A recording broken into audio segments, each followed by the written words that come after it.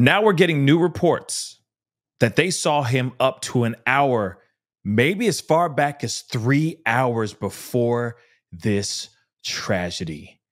Ay, ay, ay, ay, ay. What's up, y'all? It's your boy Pascal. Welcome to the Pascal Show.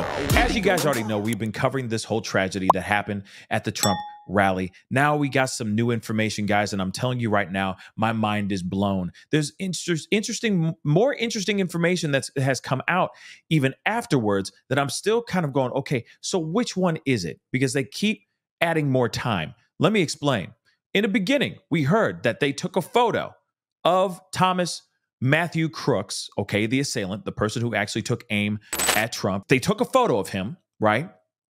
And they said, suspicious person. They said this, they radioed it in, let everybody know about it, and all that stuff. But now we're hearing something completely different. Now they're saying that they saw him and they pictured him a whole hour before this tragedy ensued. This is absolutely crazy. We got more information about this. Now we're hearing that there's a possibility that there was a 3-hour amount of elapsed time from the time that law enforcement actually encountered him to the time that he pulled the trigger. This is some absolutely crazy stuff, guys, and we got to get into this. But first, I want to share with you guys a video that shows him, okay, walking across towards the buildings before he took his shot.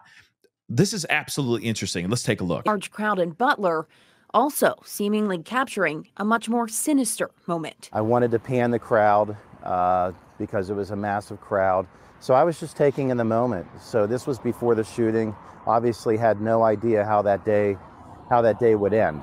Now, of course, no one knew how this day was going to end. In fact, even law enforcement didn't really know how this day would end because they obviously did not do their due diligence and investigate, or at least walk up to the guy and just go, hey, young man, what you doing over here?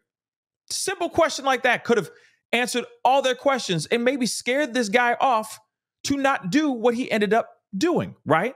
But hey, let's just get into some of the information here. Okay. Now, there is a piece of information that came from a senior congressional reporter. Okay. Andrew Desiderio. He's a reporter for Punchbowl News. He put out this tweet two tweets that I thought was very, very interesting. And I wanted to share this with you guys. And there's so much more information in here that is just jaw-droppingly crazy. Okay. First and foremost. All right. Says Senate briefing. Okay, they had a Senate briefing revolving around this whole rally, okay, and this incident that happened, okay? So they had a Senate briefing that was concluded. Top lines per 2 senators were on this call, okay? And we are going to read from one of the senators that was in the room during this Senate briefing. Again, mind-blowing stuff. The shooter, okay, visited the rally, visited the actual rally site a few days in advance to scope it out. So he was there days in advance. Now, the question I have is, how did they know all of that? Did they see him 3 days before? Or did they find this out on his phone? Right? Did they check it out, go through his data, see maybe he was taking photos, videos, and all that, just kind of scanning the area and taking photos? That could be it too. But it's crazy the fact that this kid went all the way out there from my understanding, about 3 days before this event went down and cased the joint, right? He did some recon work, everybody. Recon work. Let's continue on. 62 minutes elapsed time. Okay, 62-minute elapsed between the time he was photographed as being suspicious and when he actually pulled the trigger. So that's over an hour that 5-0, all of them, local, state, and federal, all knew that this was a suspicious mother lover, and they still did not do anything. Then another 20 minutes, okay? So within a 20-minute elapsed time between the time he was spotted by snipers and when he actually fired the shots. Again, you got snipers behind you. You remember the snipers behind Trump that are on a slopey rooftop. Let's not forget that. They spotted Thomas Matthew Crooks 20 minutes before hell broke loose, and they didn't do anything. Now, the FBI Director Wray, moving on, said there's no known foreign nexus. So in other words, they're saying that they don't know, so far they don't think that he was affiliated with some sort of, outside enemy, for lack of a better term, okay? But no established motive as of now. Yes, he is an enigma right now, which is absolutely terrifying, guys. Terrifying, all right? And then, of course, the assailant, TMC, used encrypted comms. That's fascinating.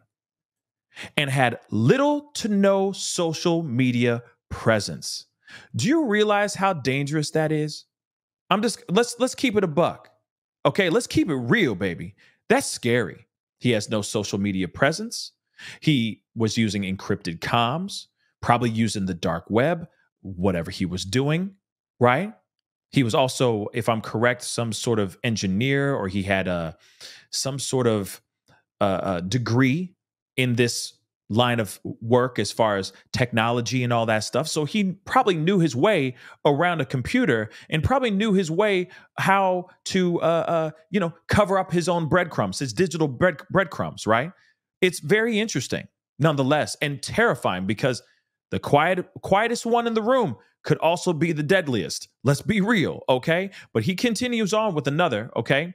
Senator Dan Sullivan was the one who asked the question about a foreign nexus, citing recent reporting about an Iranian assassination plot against Trump, which we already know about all that. And apparently they said, well, Secret Service, revved up. They bulked up their security presence because of this, hearing and knowing about there being a plot against Trump, a plot to take his life. But what happened?